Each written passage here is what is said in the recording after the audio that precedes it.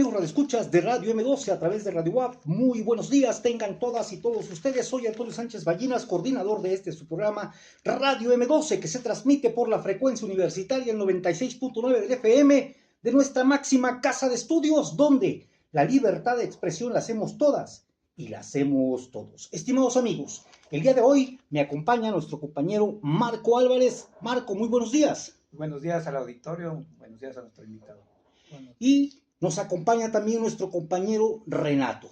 Renato, que es parte de esta resistencia que se está desarrollando en la parte alta de Puebla, Perote, Libres, y donde en esta cuenca donde han establecido sus fuertes las empresas capitalistas, Granjas Carol, y no solamente ellas, muchas más. Si usted recuerda, alguna vez estuvimos aquí platicando acerca de lo que estaba ocurriendo en el Istmo con la empresa española Iberdrola y cómo ponían estos molinos de viento modernos que estaban destruyendo no solamente la vida del campesino en el Istmo, en Juchitán, sino también incluso, pues, la tierra.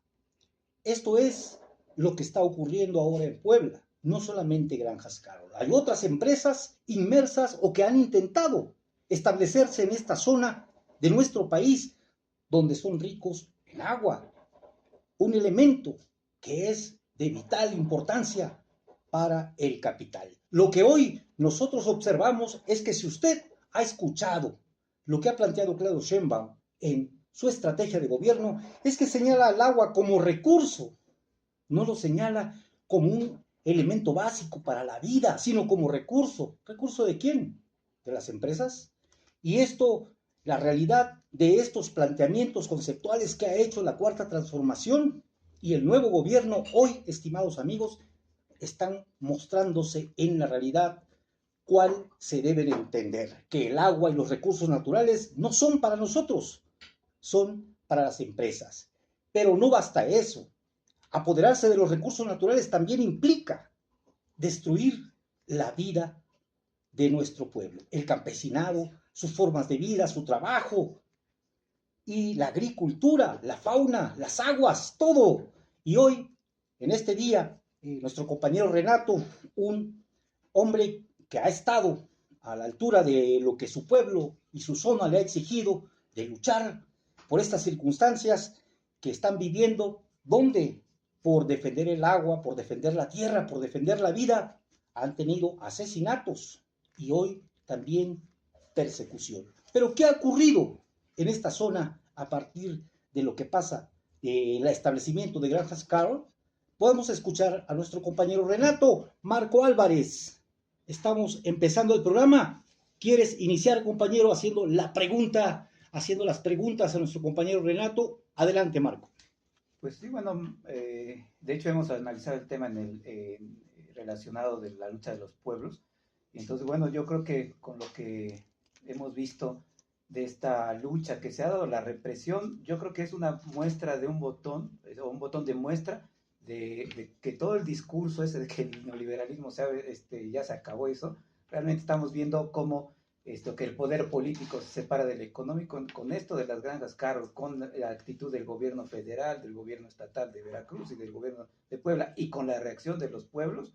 Creo que el asunto es otro, creo que el cuento ya se empieza a caer y se empieza a desmoronar esa historia bonita de la inversión extranjera, y con lo que tú decías, que se viene como el nuevo gobierno que tanto está diciendo que viene el nearshoring y la empresa extranjera y la inversión. Nos pintan un cuento de hadas, pero con esta cuestión de Granjas Carol creo que está quedando claro, como ahorita nos va a comentar el compañero, que el cuento se está desmoronando. Así es, estimados amigos de la Cuarta Transformación, nadie puede dudar que en algún momento ha generado beneficios para un sector poblacional, pero a costa de otros. Y es lo que hoy vamos a intentar observar, escuchar, entender. Renato, ¿cómo estás? Muy buenos días. Buenos días, compañeros. Renato, el problema que está viviendo tu comunidad, tu zona, Renato, es realmente trascendental, no solamente a nivel nacional, regional, nacional, sino mundial, porque es el reflejo de lo que está ocurriendo, del apoderamiento del capitalismo, pues de todas las zonas más productivas y más ricas del mundo, en concreto, en este caso, de nuestra zona en Puebla, en México, Renato. ¿Qué está ocurriendo en tu zona debido a la instauración de la empresa de Granjas Cap? Bueno, la Cuenca Libres Oriental abarca 32 municipios, desde el Pico de Orizaba hasta la Sierra Oriental Norte de Puebla, desde el Cofre de Perote hasta el Cerro La Malinche. Mi municipio, soy originario de Ocotepec, está asentado en esta cuenca. Y esta lucha de los campesinos en contra de las empresas capitalistas, en contra de los terratenientes, no es nueva. Desde 2006, Vicente Fox llegó a rentar un rancho en el municipio de Cuyoaco, que está frente a mi pueblo, Cotepec. Él fue el que comenzó a sembrar brócoli en esa región, el granizo le destrozaba la planta, él fue el primero que llevó unos cañones que se conocen como cañones antigranizo, unas lanzan bombas a 800 metros de altura, ondas sonoras, es lo que desvanecía las nubes. Nosotros los vimos, estaban ahí puestos en el sembradío a la orilla de los caminos frente a nuestros ejidos. Más de 30 ejidos se levantaron, todos los comisariados encabezaron esa protesta, tomamos las carreteras, pero en 2006 no había una ley que prohibiera esa tecnología, era novedosa y solo se llegó a un convenio de buena fe para que el rancho no bombardeara las nubes, pero no lo respetó, siguieron haciéndolo. Pero en ese entonces todos los ranchos de la región solo sembraban cebada, igual que los campesinos a expensas del temporal. Fox fue el primero que fue a sembrar hortalizas, brócoli. Pasaron los años y para 2015 más o menos ya muchos ranchos tienen muchos pozos, empiezan a sembrar hortalizas más ranchos en la región.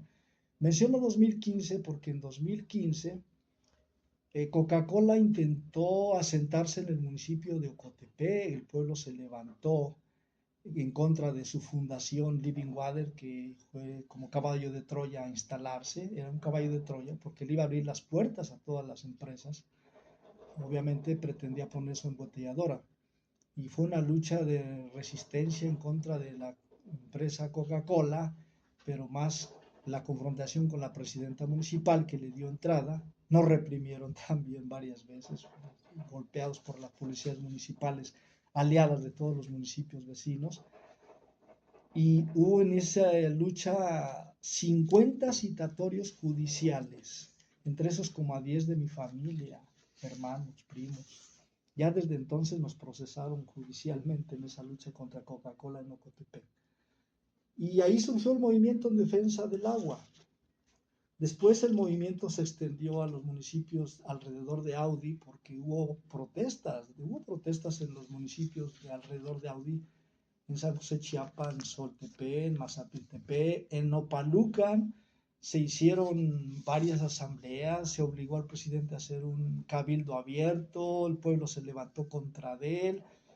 Y yo estuve participando ahí, no queríamos que Audi llegara, pero pues se instaló, gobernaba Moreno Valle y era muy difícil que las luchas prosperaran. Era un gobierno represor que desaparecía a las personas que protestaban. Él decía que no quería mártires, no quería héroes, prefería levantones y desapariciones. Afortunadamente no tuvimos que sufrir esas consecuencias porque nos dimos mucha cobertura denunciando nuestra lucha en todo el estado de Puebla. Pero lo menciono porque fue el origen de esta lucha y en el 2020 empezaron a acentuarse las sequías en la región y no llovía y los campesinos veíamos cómo las pocas lluvias que iban a caer, los ranchos las bombardeaban con cañones antigranizo. Y ahí comenzó a levantarse el movimiento en contra de esas tecnologías. En el 2020 tomamos las carreteras de la región varias veces, obligamos al Congreso de Puebla a que aprobara una ley que prohibiera esas tecnologías. Y está esa ley, creo que es la primera en el país, que no sirvió para nada, porque desde hace 4 años que se aprobó, no han atrapado a nadie ni sancionado a nadie por bombardear las nubes, que es una cosa grave para el medio ambiente, porque afecta a miles de campesinos que nos quiten las lluvias. Menciono esta lucha en el 20 porque por tomar las carreteras en esa ocasión, nos abrieron un proceso judicial por la denuncia de las concesionarias de las pistas. Y ese proceso está vigente. El citatorio nos llegó a 9 también, de Tepeyagualco y Ocotepe, a 9 compañeros. Estamos procesados desde 2021. El gobierno, en las amenazas que ha hecho en estos últimos meses en contra de Granjas Caro, precisamente nos amenazó con reactivarnos ese proceso judicial del 2021, consecuencia de la toma de carreteras en el 2020, donde logramos esa ley que prohibiera esas tecnologías. Pero llega 2024 y la sequía se acentuó más. Desde noviembre del 23 a junio del 24 no llovió y esto desesperó a los campesinos, así que fue el detonante que provocó el levantamiento campesino en este año. Desde 2020 para acá veníamos tomando las carreteras cada año exigiendo que no bombardearan las nubes. Cada año veníamos a hablar con el gobierno o llegaba a hablar de diálogos para que pararan eso. Nunca lo hicieron. Hubo minutas, hubo vigilancia de operativos de la Policía Estatal, que es que vigilaron los ranchos que no lo hicieran. Nunca atraparon a nadie, nunca lo impidieron los gobiernos de Puebla. Y los campesinos lo que hacíamos era protestar en las carreteras para que los ranchos se preocuparan de que los veíamos, de que los denunciábamos, y no lo hicieran. Y algo servía, pero no fue suficiente. Pero esta es la lucha libre oriental. Pero más a un ladito de Perote hacia acá, hacia Catzingo, desde 2007 ya se habían levantado los pueblos de la región de Perote en contra de Gran Cascaro. El Gran Cascaro llegó en el 94 más o menos, llegó a establecerse en esa región y desde entonces se ha venido expandiendo. Bueno, de 1994 a 2007 tardó en que los pueblos protestaran, pero se levantaron, tomaron las carreteras. Y en esa protesta no participé, pero en esa protesta hubo represión, gobernaba Fidel Herrera, el líder de los Zetas, gobernaba Mario Marín, el gober precioso. Entre ambos gobiernos persiguieron a los campesinos por una denuncia de Granjas Caro, metieron a la cárcel a 5, y por una denuncia del gobierno de Puebla por obstruir las carreteras, también los metieron a la cárcel. Incluso al líder principal lo torturaron entre las dos cárceles de Perote y Puebla. Y lo peor, hay un desaparecido de uno de los líderes de esa protesta en 2007, un crimen que hasta la fecha no se ha aclarado. Esa familia ahora en Totalco se sumó al movimiento, el señor Guadalupe Serrano, y nos contó esa historia. Y estaba participando. Es uno de los que detuvieron con las esposas en la represión del 20 de junio. Salió en los videos. Bien, así que lo que quiero decir es que la lucha de los pueblos de la región contra Gran Cascaro no es ahora, ya viene. Ha habido otras luchas menores que no han sido relevantes porque los medios de comunicación no lo publican, no lo visibilizan, solo cuando hay muertos, desgraciadamente. Es como voltean a vernos.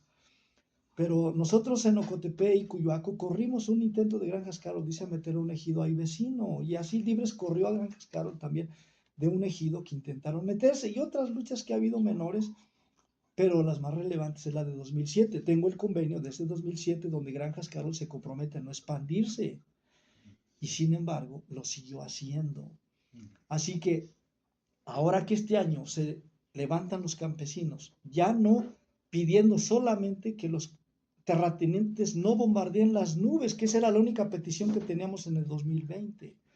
Al darse cuenta que las empresas tienen acaparada el agua y que los ranchos también, y todavía nos quitan el agua de lluvia, entonces los campesinos toman el acuerdo. Es que las empresas son las que nos bombardean las nubes, financian las avionetas, tienen hasta rayos láser, tienen hasta drones. Pues entonces que se vayan las empresas, porque son las que nos causan las sequías con sus tecnologías y además tienen acaparado el agua. El movimiento adoptó el acuerdo de pedir que se vayan las empresas, y hay una asamblea, hay un video, se los voy a pasar, donde los campesinos dicen, una por una nos vamos a ir a plantar frente a las empresas para exigir que se vayan. Y comenzamos el 14 de mayo. Tomamos las dos carreteras frente a Ocotepec que van a Teciutlán. Al tercer día, San Nicolás, Buenos Aires, solamente ese pueblo cerró la carretera frente a su pueblo, la carretera que va de Acacingo a Perote, al tercer día. A los pocos días, 21 de mayo, se vuelve a reunir el movimiento Nocotepé y más de 300 ejidatarios. Nos trasladamos a hacerle un plantón al rastro de Oriental de Gran Cascaro el 21 de mayo. Tercera movilización. En ese plantón frente a Gran Cascaro en el rastro es cuando llega un grupo de campesinos de Totalco y nos piden que vayamos a apoyarlos a hacer un plantón frente a la planta de alimentos de Gran Cascaro en Totalco, porque nos dijeron, aquí no le afectan al rastro, no pasa mucho si no los dejan trabajar, pero ya con 3 días que no los dejemos trabajar y no alimenten a los marranos, los presionamos más y entonces acordamos ir a Totalco. Correcto. Estimado Renato, vamos a ir a una pausa. Sí. Vamos a ir a una pausa, estimados amigos, y volvemos. Estamos en el punto en que Renato nos va a contar cuál es la situación que vivieron a partir de que van y acompañan a otros campesinos a esta protesta. Vamos a un corte y volvemos.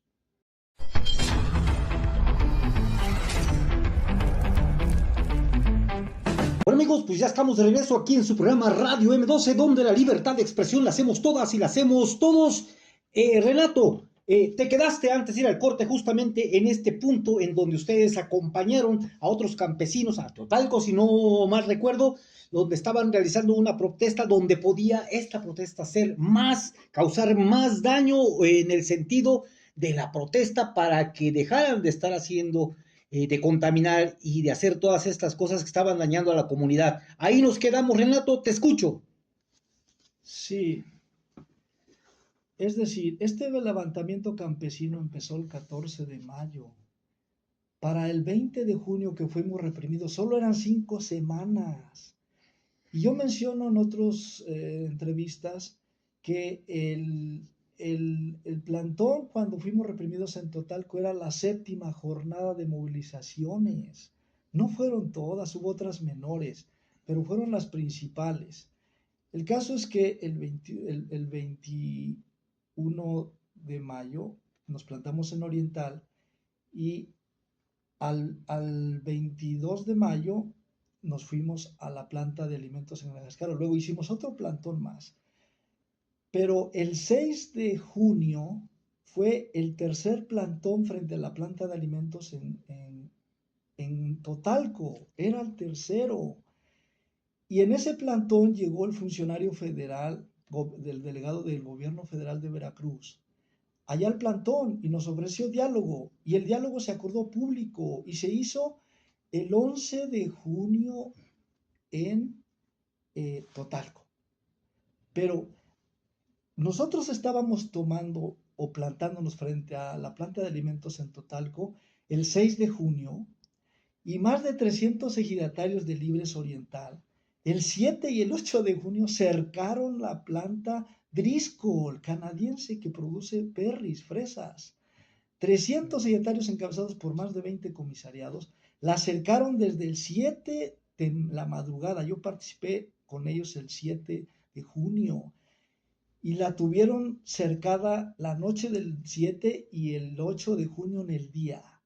Y el gobierno de Puebla, todo se trasladó al 9 de junio, domingo, a Payuca, municipio de Cuyoaco, a dialogar con los campesinos que se habían levantado en contra de Driscoll. Estuve también en esa reunión del gobierno de Puebla con los campesinos. Los campesinos exigieron solución, lamentaron que no llovía alrededor de los paneles solares, que la Driscoll desperdiciaba mucha agua, que tienen la acaparada, que los campesinos no tienen pozos de riego. Los campesinos externaron sus quejas, su protesta, y los funcionarios no les resolvieron nada.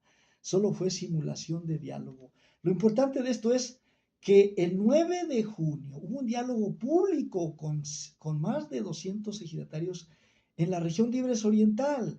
Y el 11 de junio hubo otro diálogo público de todo el gobierno de Veracruz con los campesinos de Totalco y también campesinos de la región de Puebla. 2 diálogos en menos de 4 días. Estuvieron los delegados federales. 9 y 11 de junio, estábamos en diálogo público, no hubo solución.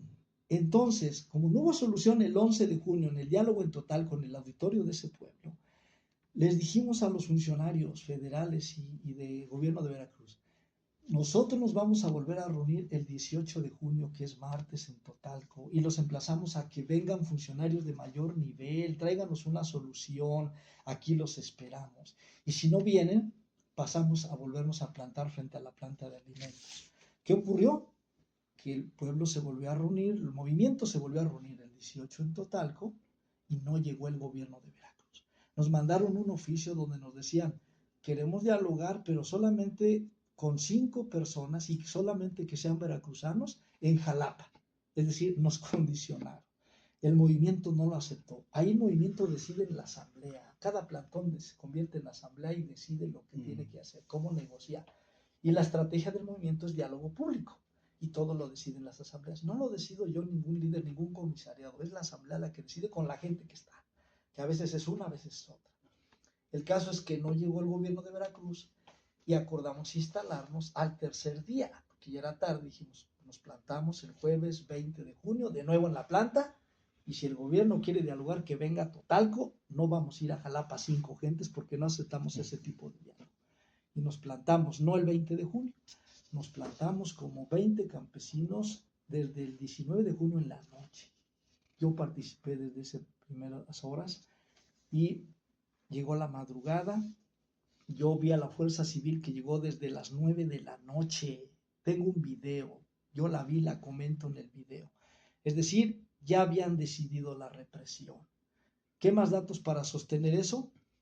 Que la fuerza por la mañana, la Fuerza Civil, estaba en una actitud intimidatoria. O sea, y planear un acto de esta naturaleza, Renato, implica el acuerdo no de una sola autoridad, No. y no solo de solo un nivel de autoridad, No. sino diversos niveles de autoridad, Sí, y de diferentes estados. Si la Fuerza Civil llegó desde la noche del 19 de junio, ya había una decisión, porque después supimos, siempre se filtra mucha información, a ese tipo de represión llegan contingentes especiales, no cualquier contingente de la Fuerza Civil, no.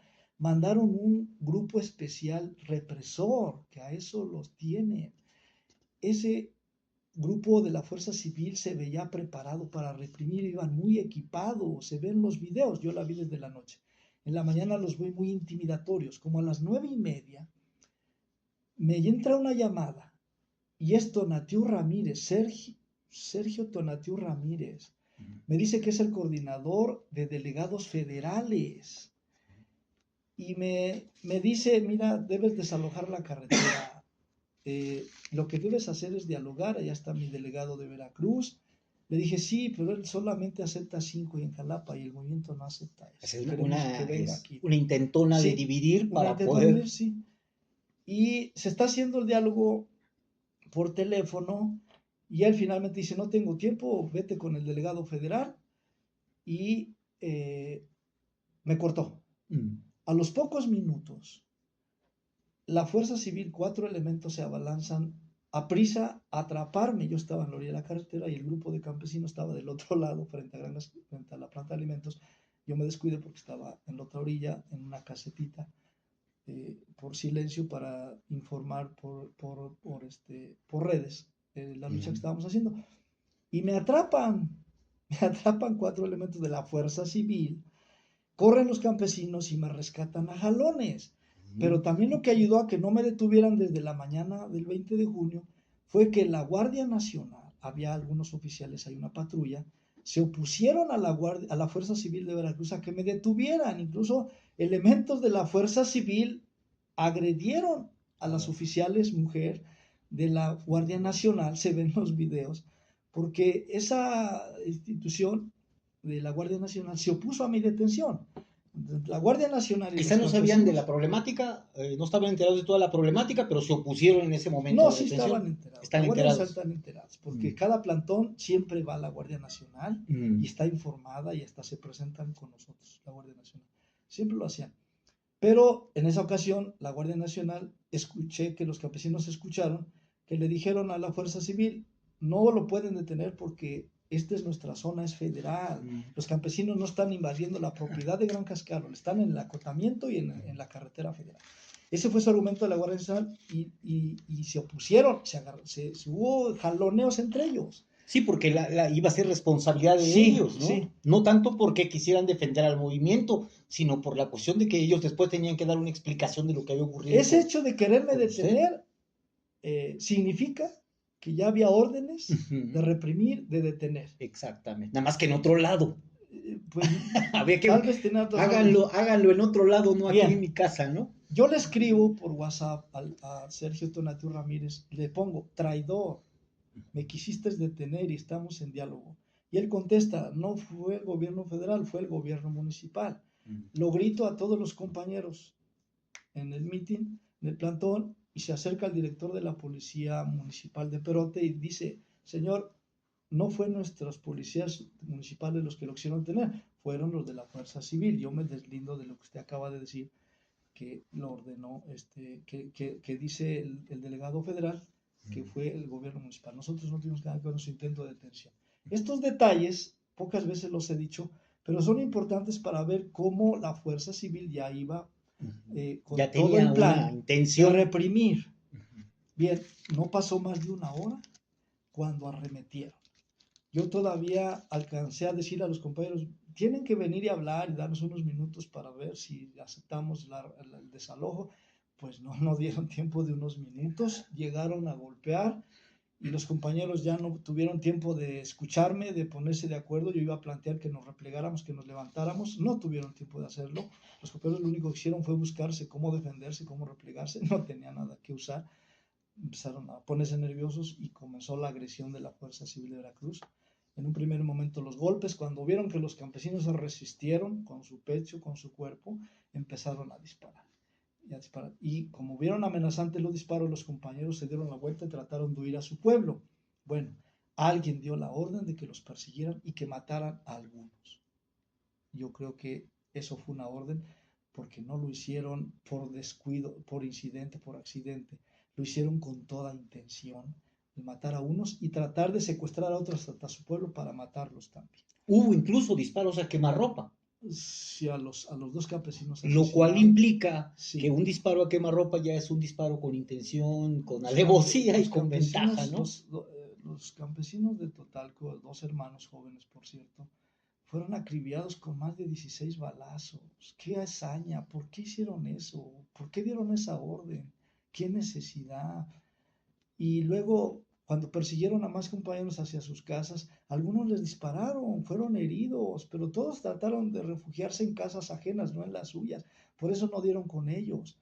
Hay un video de una casa donde se metieron y cómo hirieron a un compañero y lastimaron y aterrorizaron a niños y a mujeres disparando adentro. En fin, fue terror y fue horas. Entonces, eso debe de investigarse y aclararse por qué la Guardia Nacional no hizo nada. ¿Por qué no hubo ningún funcionario del gobierno de Veracruz que parara ese terror que fueron a impulsar a disparos?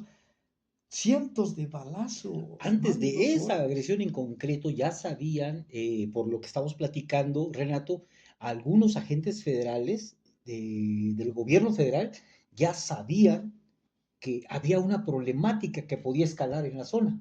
Sí. Ya lo sabían. Cuando les dijiste tú, traidor, a Tonatiuh, sí. Entonces él debería haber entendido, no debió haber soslayado que con la situación que tú estabas manifestando, había una problemática que podía escalar y escaló. El delegado federal de Veracruz estaba enterado, Sergio Tonatiuh estaba enterado de que ya estaba la Fuerza Civil. Hay otro detalle que yo quiero comentar. Yo vi, antes de que arremetieran contra los compañeros, después de que intentaron detenerme, ya estaba la fiscalía, había un vehículo de la fiscalía y personal. ¿A qué se presentó la fiscalía? ¿A levantar los muertos? Estaban ahí, esperando. ¿Qué esperaban? En este caso, Marcos, ¿tú crees que López Obrador, el gobierno de López Obrador, primeras esferas de López Obrador ya sabían del relajo? Todas las mañanas hacen la reunión de seguridad a las 5 de la mañana. Si está ocurriendo algo, si va a pasar algo, me imagino que debieron saber. Sí, bueno, yo lo que aquí iba a comentar, que hablando de la lógica que se dio a que hay ya persecución, amedrentamiento, obviamente golpes, maltratos, etcétera, pero ejecuciones extrajudiciales. Sí. Entonces, yo creo que ahí está muy interesante lo que dice. Aparentemente la Guardia Nacional al principio tenía una postura como de retener, como de aplacar las cosas, pero si lo vemos globalmente, ahí también ya hay unas violaciones de derechos humanos, pero también la autoridad, que es federal, en este caso la Guardia Nacional, pues ya su responsabilidad también es por omisión. O sea, igual digo, el policía malo quizá fue la fuerza civil, pero digamos, ya todas las fuerzas ya están involucradas porque había conocimiento de las autoridades, hay una estrategia y dentro de esa estrategia parece que todos están jugando su papel, pero la realidad es la represión ante el pueblo y beneficiar a los grandes capitalistas. Así es, Marco Álvarez. Renato, si me lo permites, Sí. ¿dónde nos estamos quedando? Ya estamos en el día, en el evento, después de estas circunstancias que nos estás comentando, el día de la represión. Cuéntanos eso, pero antes vamos a un corte y volvemos.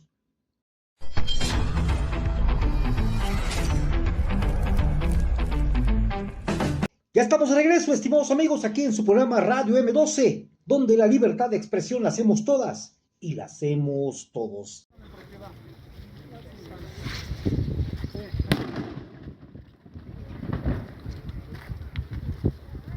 Ya se fue. Sale pues. Sí, ya vi dónde está,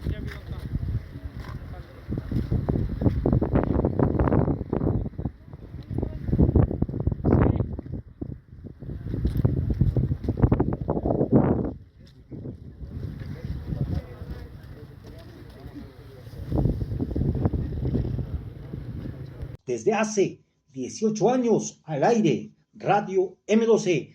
Renato, estábamos en la explicación, en esto que nos estabas comentando, de cómo las autoridades empezaron desde una noche anterior a desarrollarse, se empezó a desarrollar este evento que iba a terminar trágicamente, quedamos en que habían ya incluso vehículos de la Fiscalía, Renato.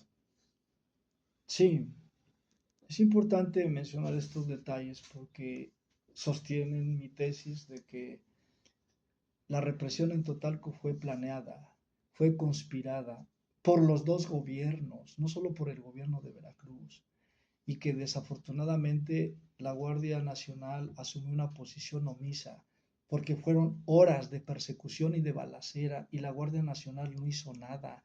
¿Dónde estaba Sergio Tonatiuh Ramírez? ¿Dónde estaba el delegado federal de Veracruz? ¿Por qué no pararon esa masacre? ¿Por qué fue masacre acribillar de esa manera a los compañeros campesinos? No es justo. Y yo en la mañana vi un contingente de más de 30 elementos. No sé si había más, porque había una fila de trailers varados y los vehículos de las policías estaban en revuelcos mezclados con la fila de vehículos varados ahí.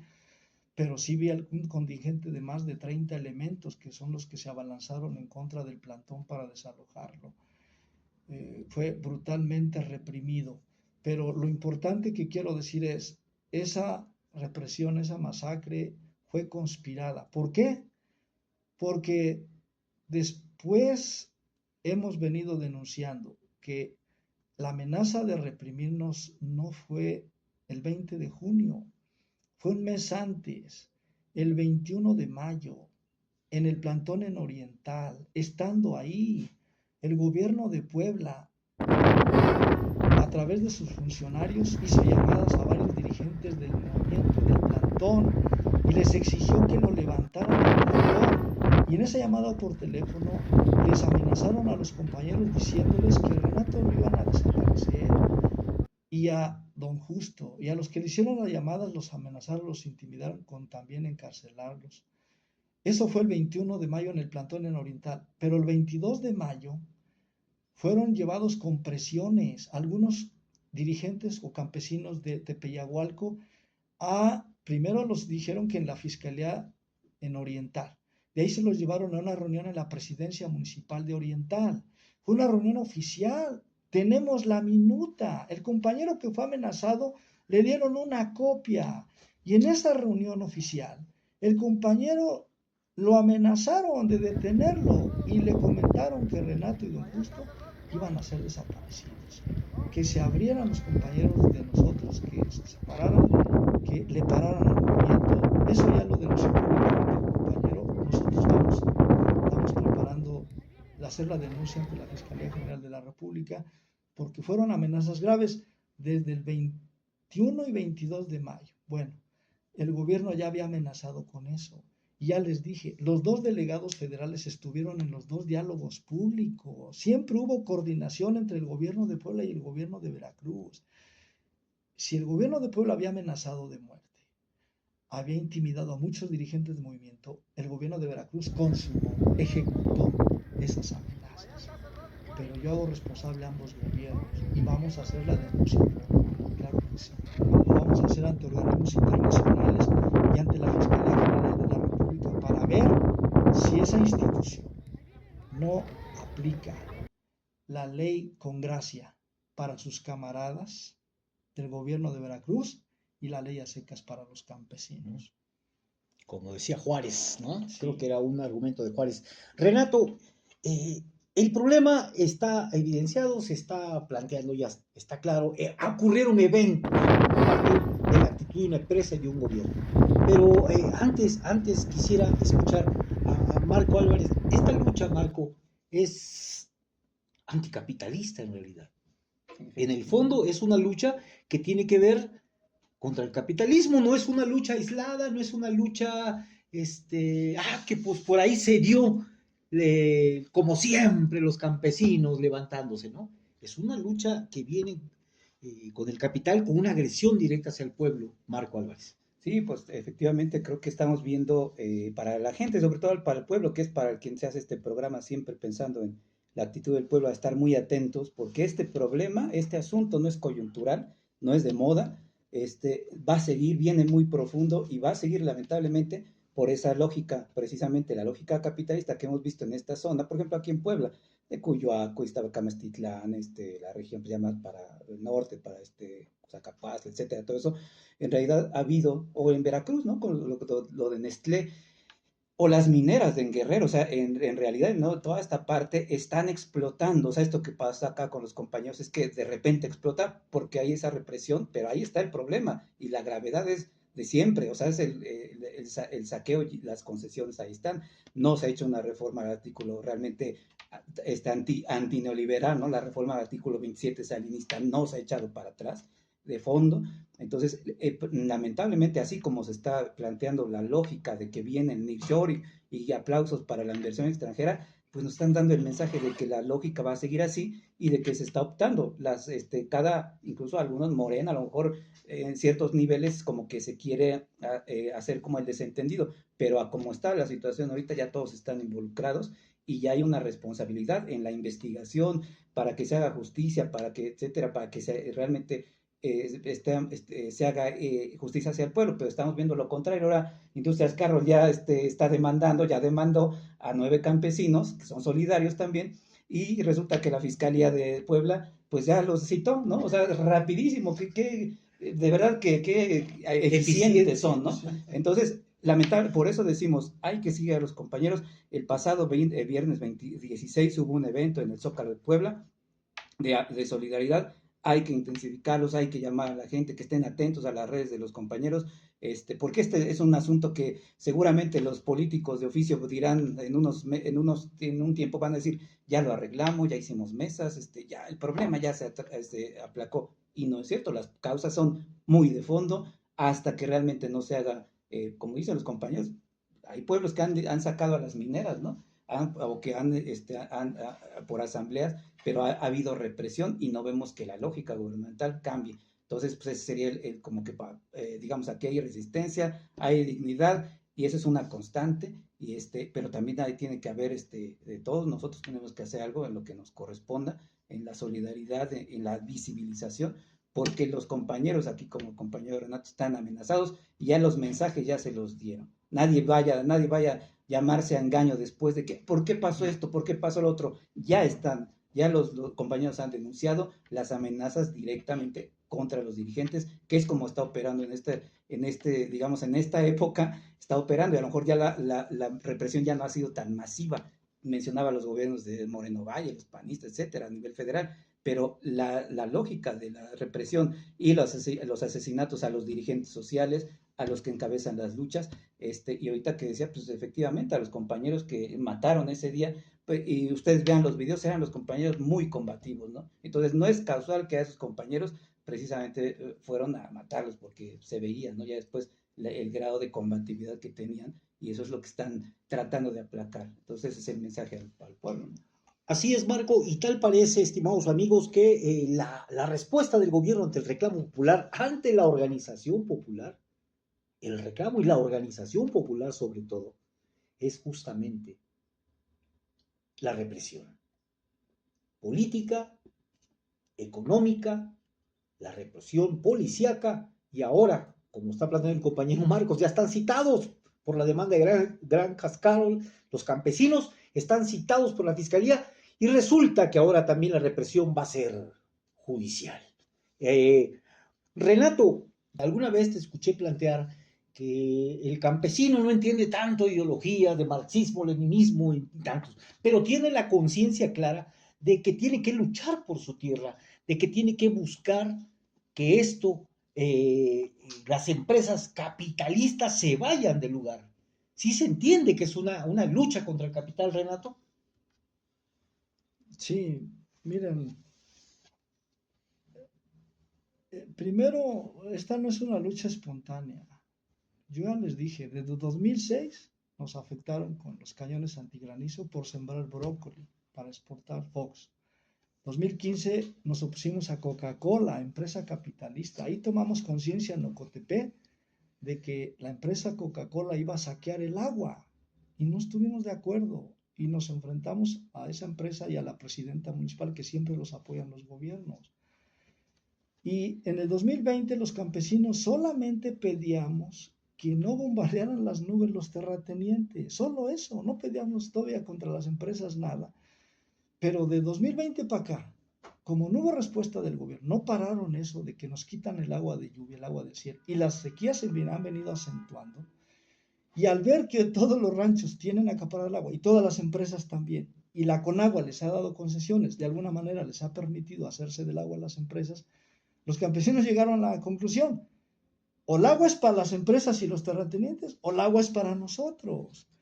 Y si las empresas son las que están desperdiciando mucha agua y están contaminando, pues entonces nos están viniendo aquí a condenar a morir por no tener futuro. Porque llevamos 36 años de políticas de los gobiernos que Obrador les llama neoliberales, en las que a los campesinos nos dejaron quebrados. De quebrados y sin futuro, porque ya no tenemos el agua y ahora no hay manera de sobrevivir del campo. Los pueblos se sostienen de las remesas, poco del autoconsumo, todavía se siembra por esperanza, por tradición, pero ya no tanto porque sobrevivamos de eso, pero necesitamos seguir viviendo de eso, no tenemos otra alternativa, ya ir a Estados Unidos no lo es. Entonces, los campesinos tomaron la decisión de pedir que se vayan las empresas, porque o les dan el agua a ellos o nos dan el agua a los campesinos. Ese es el asunto. O ellos o nosotros, o capitalismo o campesinos. Y porque estamos viendo que las empresas que llegaron, pues son exportadoras, son capitalistas. Latin Berries Plant, berries. Fresas Driscoll, hectáreas y hectáreas de invernaderos. Sacan mucha agua para exportar sus fresas. Cervecera Heineken, mucha agua. Le paga 3 pesos el kilo de cebada a los campesinos. ¿Qué es eso? ¿Cuánto venden la cerveza en Europa? ¿Cuántos años han explotado a los campesinos pagándole 3 pesos del kilo de cebada a los campesinos en toda la región? Luego llega Iberdrola. Parece que no tiene nada que ver con el agua. ¿Cómo no? Vayan a hablar con los campesinos que viven alrededor de los 3 parques fotovoltaicos. Desde que se instalaron, hace 3 años, casi ya no llueve. Ya no llueve. Pues porque o bombardean las nubes, o porque 600 hectáreas de espejos negros cambian el clima, ya no llueve, pero además matan las colmenas. Eso tiene muy preocupado a los campesinos. La reproducción de las abejas es la vida. Las abejas reproducen la vida. Y tanto las granjas, Carol, que contaminan el aire y contaminan las aguas, como Iberdrola, cambian el clima y matan las abejas. El compañero dirigente de Tepeyagualco, que fue el que recibió las amenazas de muerte para él y para otros de nosotros, es apicultor, y él, un cargamento en el 2017, que mandó Europa de miel, se lo regresaron por contaminación, por antibióticos. ¿Antibióticos de dónde? Pues de Granjas Carol. Claro, Granjas Carol va a decir que no es cierto, pero se los vamos a demostrar. Es decir, hay pruebas de cómo Granjas Carol ha contaminado, ha perjudicado el medio ambiente, ha puesto en peligro la vida de los pueblos en nuestra región. Entonces, aquí el problema es que el gobierno, todo el gobierno federal, estatales, municipales, están en la lógica del Tratado de Libre Comercio, es decir, la agroindustria.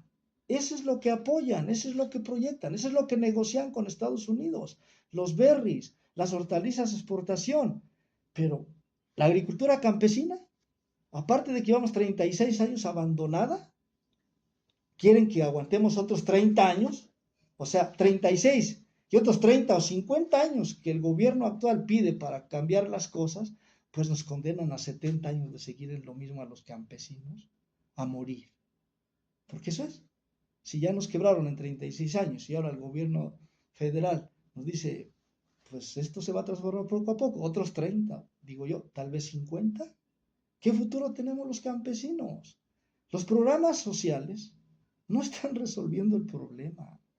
Son los mismos recursos que destinaban los gobiernos neoliberales, solo los cambiaron de nombre. No hay tal, para los campesinos no hay gran cosa. El fertilizante es muy mínimo, ni siquiera le dan a todos, y les dan poquito, ¿verdad? Y aunque nos den fertilizante, si no llueve, pues de nada sirve, no lo podemos usar.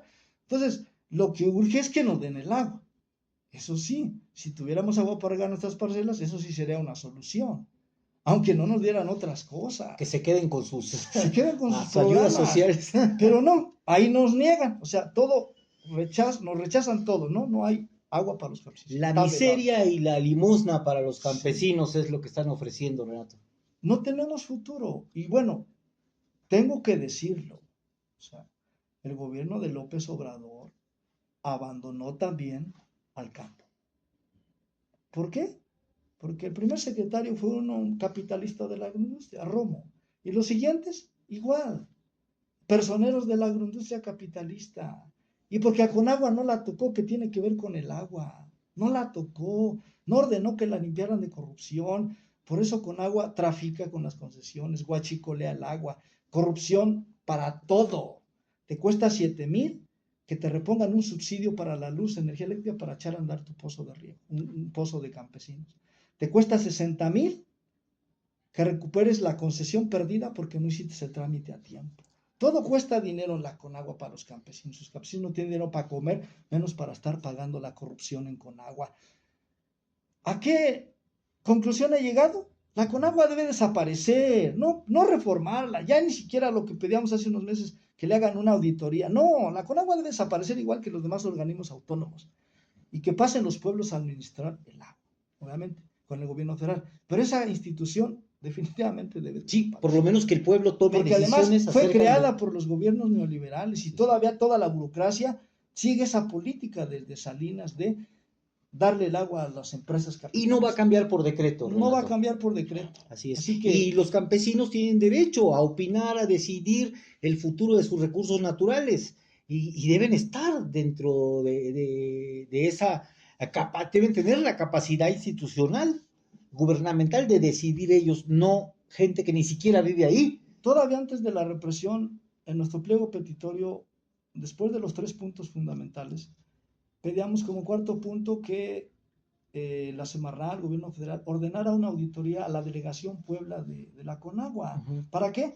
Para que se revisara toda la corrupción, pozo por pozo, rancho por rancho, empresa por empresa. Uh-huh. Nunca han querido, ni ha respondido siquiera. Bueno, Ahora creo que lo que se debe hacer es desaparecer la Conagua. Igual que desapareció los organismos autónomos, la Conagua debe desaparecer, definitivamente, porque por decreto no la van a limpiar de corrupción. Correcto. Estamos, estimados amigos, a punto de terminar nuestro programa. Y bueno, Marco Álvarez, tu conclusión de esta problemática que estamos escuchando el día de hoy, que abarca 2 estados de nuestra República Mexicana, el estado de Veracruz y el estado de Puebla, que también tiene responsabilidad,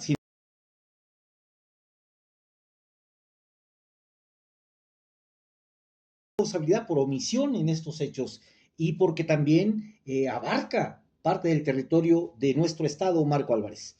Bueno, pues con lo que se ha dicho y hemos visto, creo que está claro. Aquí entendemos o que llamamos a nuestra audiencia, ¿no? Que nos está quedando claro de por qué el tema del agua que tanto ha estado en boga, por ejemplo, aquí en Puebla y todo el país, pues no se resuelve. O sea, no es algo tan sencillo como nos lo dicen, ¿no? Entonces es un llamado también para los compañeros que están en el tema, investigando, etcétera, que lleguen realmente a las causas, ¿no? No solamente a lo formal, a lo legal, porque pues es muy fácil decir. Incluso ahorita que se habla de mayorías y que los planes se hizo, bueno, ya se pudieron haber hecho un montón de cosas, pero no es legal el asunto, sino más bien es precisamente que todos esos grandes intereses en todo el país, en las cuencas de todo, donde hay agua en el sureste, pues realmente no, el problema es que no hay un gobierno que realmente enfrente a los grandes intereses y que incluso está prometiendo para el futuro pues más recursos, ¿no? Entonces, pues creo que esto va para la gente, ¿no? Que insisto, seguir, la lucha sigue y hay que involucrarnos más en este tema, porque tampoco es, pues, no son extranjeros los compañeros, pues son aquí ahora sí que son pueblo como nosotros, entonces hay que entrarle, ¿no? A realmente apoyar, nada que digan, es que ya, para que no les vayan a decir a los compañeros que dónde andaban cuando no sé qué, no, pues andaban luchando y siguen luchando y realmente lejos de cuestionarlos, cuando hay que aprenderles y hay que solidarizarnos y hay que asumir también esta lucha como propia. Ahí está la situación. Renato, estamos a punto de cerrar el programa. Me gustaría escucharte, nos quedan 2 minutos. Por favor, Sí, te escucho. es importante mencionar que el capitalismo en Puebla ya saturó la ciudad de Puebla, ya saturó hacia Atlisco. Hacia Atlisco va el desarrollo inmobiliario, pero la industria, vean, hacia dónde se expande la industria. No solo la industria pesada, sino la agroindustria, hacia Perote, porque es una cuenca que tiene agua y tiene litio y tiene sol. Ese es el proyecto Corredor Industrial, toda nuestra región. ¿Van a parar ese proyecto? ¿Van a echar atrás la expansión del capitalismo hacia nuestras tierras? Pues creo que no lo van a hacer, porque es ir contra su proyecto de nación, seguir que el capitalismo siga desarrollándose, expandiéndose, solo hacerle algunas reformitas y algunos programas de asistencia para los pueblos. Creo que eso no va a resolver el problema, pero para los campesinos es de vida o muerte. O tenemos agua para sembrar nuestras tierras ahora que las sequías si se van a seguir acentuando, o nos morimos de enfermedades porque es lenta la muerte de los campesinos. No tenemos futuro si no tenemos el agua. Entonces, o el agua para los capitalistas o el agua para los campesinos. Es la disyuntiva. Pero este movimiento ha causado tanto impacto porque hay una causa profunda. Hay una causa profunda. Y por último, quiero decir, el gobierno de Puebla sigue en su lógica de los gobiernos neoliberales anteriores. O sea, ante una protesta social que tiene causas profundas, responde con aplastarlo, con amenazas, con intimidaciones, persecución judicial. Fueron a hacer eventos, visitó el gobernador a todo, donde hicimos plantones, fue a reunir a la gente, a ofrecerles fertilizantes, semillas de avena, cosas menores. Hacer una feria en Oriental, que es que para hablar del agua, después de que habían matado a 2 campesinos que luchaban por el agua. Una campaña de propaganda que hace el gobierno para aislar al movimiento, para dividirlo y derrotarlo, aplastarlo. Pero no solo eso, nos persigue ahora los que más destacamos en esta lucha, dándole curso a una demanda, a una denuncia penal de Granjas Caro. El gobierno de Puebla rápido la arma y estamos citados judicialmente ante la fiscalía 9 campesinos de este movimiento. Pero no es todo. Nos acompañan algunos movimientos de la región de las Cholulas y de aquí de todo Puebla a buscar, a exigirle al gobierno que dé una solución política al problema, no una solución de represión. Y los movimientos que nos acompañan le responden con represión. Resulta que vamos el 7 a gobernación, van a organizaciones a pedir que haya solución política, y el 8 le arman un proceso judicial a Maurilio Gagliotti, que es uno de los fundadores de los movimientos de las Cholulas. Al otro día, el viernes, le llega el citatorio, y ayer lunes tiene la audiencia, y hoy lo vinculan a proceso. ¿Qué es eso? Responder el gobierno de Puebla a uno de los dirigentes con los que estábamos ya coordinando la unificación de los pueblos para la defensa del agua. Le responden en 10 días, le arman un proceso y lo vinculan a proceso al compañero Maurilio Gagliotti, que tenía temor de que lo detuvieran el día de hoy. No lo tuvieron, pero lo vincularon a proceso con todas las restricciones, que ya no puede protestar, ya no puede movilizarse, ya no puede, es decir, lo atan al compañero.